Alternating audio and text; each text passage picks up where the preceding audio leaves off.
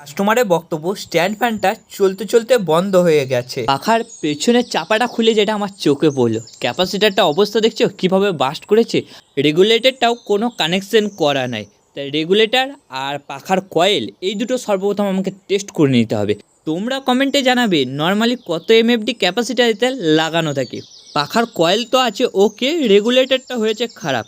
New capacitor new regulator লাগিয়ে দিলি পাখা পুরো ওকে। এখানে আমি ব্যবহার করেছি 3.15 এমএফডি ক্যাপাসিটার। তোমরা কমেন্টে জানাবে আমি ঠিক করলাম না ভুল করলাম। আমি যদি ভুল করে থাকি সেটাও আমার শেখা হয়ে যাবে। আর আকাশ ভাই আগের দিন কমেন্ট করেছিলে আমার ভিডিওতে যেন তোমার নামটা নেই। তো তোমাকে জানাই আমার তরফ থেকে অনেক অনেক ভালোবাসা। সকলেই ভালো থাকবে, সুস্থ থাকবে। এদিকে আমার কাজ কমপ্লিট। চলো একবার টেস্ট করে তোমাদেরকে দেখানো যাক।